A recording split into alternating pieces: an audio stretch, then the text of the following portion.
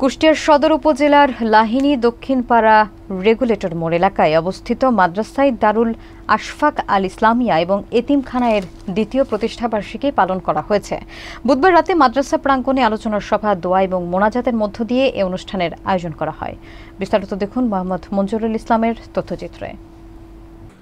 অনুষ্ঠানে উপস্থিত ছিলেন মাওলানা আব্দুস সামাদ সাহেব, প্রধান উপদেষ্টা মাদ্রাসায় দারুল আশফাক আল ইসলামিয়া, মাওলানা আব্দুল খালেক সাহেব সভাপতি, ইমাম ঐক্য পরিষদের কুষ্টিয়া মাওলানা সাইফুল ইসলাম সাইম, নায়েবে আমির ইসলামী ঐক্য আন্দোলন কুষ্টিয়া জেলা শাখা হাফেজে মাওলানা আনোয়ার হোসেন, পরিচালক দারুন নাজাত মডেল মাদ্রাসা কুষ্টিয়া, মোহাম্মদ জাহাঙ্গীর আলম সেক্রেটারি মাদ্রাসায় দারুল আশফাক আল ইসলামিয়া এবং মোহাম্মদ আক্তার শেখ সভাপতি অত্র মাদ্রাসার গভর্নিং বডি।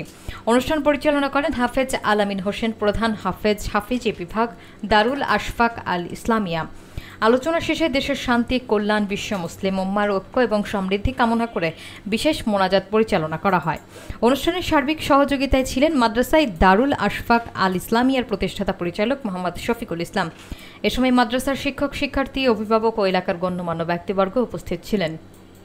আপনারা যারা এখানে একটি মাদ্রাসা করার নিয়ত করেছেন, সহযোগিতা করে যাচ্ছেন, আল্লাহ তাআলা আপনাদের নিয়তের ওসিলায় ইনশাআল্লাহ পরকালে নাজাতের একটি ব্যবস্থা করবে। আল্লাহ তাআলা আপনাদের এই কষ্ট, এই পরিশ্রমকে কবুল করুন। এখানে যারা ওস্তাদ আছেন তাদের এই কষ্ট পরিশ্রমকে কবুল করুন। একটি প্রতিষ্ঠান করতে অনেক ত্যাগ, অনেক তিতিক্ষার দরকার। রক্ত পানি হলে তখনই দেখা যায় একটি প্রতিষ্ঠান দাঁড়ায়। একটি প্রতিষ্ঠান শুধু টাকা থাকলেই হয় না, এর পিছনে আল্লাহ তাআলার কবুলিয়ত থাকা দরকার। আল্লাহ তাআলা যখন কবুল করেন তখনই তার এই দ্বীনি প্রতিষ্ঠানগুলো প্রতিষ্ঠিত হয় এবং চলা শুরু করে। আল্লাহ তাআলা যেন এই কিয়ামত পর্যন্ত একজন মুসলমানের সন্তান সে।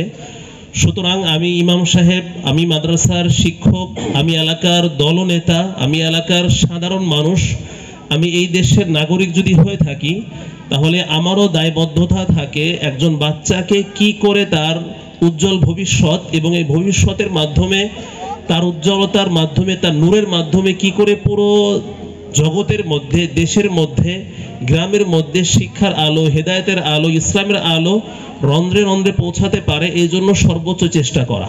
গার্জেন আমাদের বাচ্চাদেরকে অত প্রতিষ্ঠানে আমরা কোরআন হাদিসের এলেম শিক্ষার জন্য দিয়েছি। আমাদের লক্ষ্যর উদ্দেশ্যটা কি, আমাদের টার্গেটটা কি?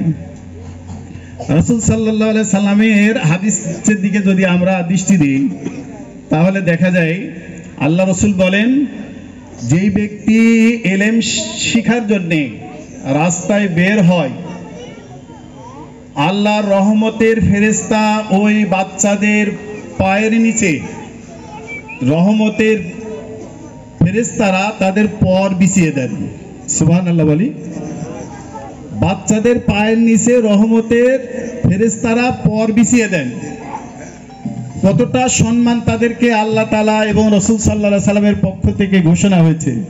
সবাই প্রতিষ্ঠানের সহযোগিতা করা, কিন্তু দুঃখজনক হলো সত্য যে প্রতিষ্ঠানগুলি যখন হয়, অনেক রক্ত, অনেক পরিশ্রম, অনেক মেধা, টাকা পয়সা খরচ করে প্রতিষ্ঠান যখন দাঁড় হয়ে যায়, তখন কিছু মানুষ আছে, স্বার্থান্বেষী মানুষ, কিছু কুচক্রী মহল আছে, কিছু এরকম মানুষ আছে যে এই পিছে লেগে যায়, পিছে লাগে এবং বলে হুজুরের এইটা দোষ, ওইটা দোষ, এইটা কেন করলো, ওইটা কেন করলো, আমার কাছে কেন শোনা হলো না। এবং এত পরিমাণ হুজুরের দোষ, প্রতিষ্ঠানের দোষ খুঁজতে থাকে, মনে হয় যে সমস্ত দোষ, সমস্ত কিছুই প্রতিষ্ঠানের, তার কিছুই কোনো দায়ভার, কোনো কিছুই নাই। গণতন্ত্র যেটা শুধু ভোট দেয় এটা বুঝি, লিবারেল ডেমোক্রেটিক কিন্তু এটা না। কাগজে কলমে বন্দি করা আছে এক জিনিস, আমাদেরকে প্র্যাকটিস করানো হয় আরেক জিনিস। আব্রাহাম লিঙ্কন গেটিসবার্গে যে ভাষণ দিয়েছিলেন, ভাষণের একটা অংশ ছিল government of the people, by the people, for the people. অর্থাৎ সরকার হচ্ছে জনগণের, জনগণের দ্বারা নির্বাচিত, জনগণের জন্য। কিন্তু এই গণতন্ত্রটাও যদি তারা মানত তাহলে এত সারা দুনিয়াতে রক্তপাত হতো না। শান্তির দূত হিসেবে আবির্ভূত হলো নোবেল প্রাইজ পাওয়ার জন্য, কিন্তু আমরা জানি উনি শান্তির দূত হিসেবে নিজেকে প্রকাশ করতে চাচ্ছেন, কিন্তু উনি যে একটা বাণিজ্যিক ভূত এটা প্রমাণিত হয়ে গেছে। এখন এই গণতন্ত্র যে আর চলছে না, এখন তারা আরেকটা গণতন্ত্র সাজিয়েছে, সেটা হচ্ছে government of the rich, by the rich, for the rich. তার মানে কি জানেন? সরকার হচ্ছে ধনীদের, ধনীদের দ্বারা নির্বাচিত, ধনীদের জন্য। তার মানে এখন আর আপনার ভোটের মূল্য নাই, তারা টাকা দিয়ে ভোট কেনে। রিক্সাওয়ালার ভোটের দাম যা, বিড়ি একটা বিড়ি খেয়ে যে ভোট দেয় তার ভোটের মূল্য তাই, একজন ব্যারিস্টারের ভোটের মূল্য যা, সবার ভোটের মূল্য এক।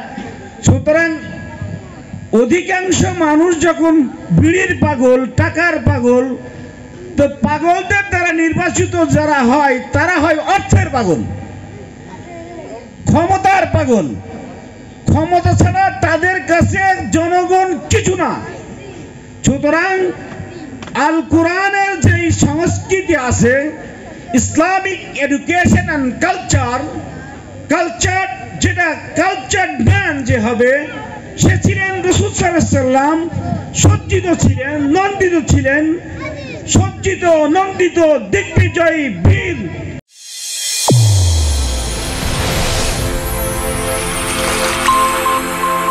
চ্যানেল A1 হৃদয়ের স্পন্দন।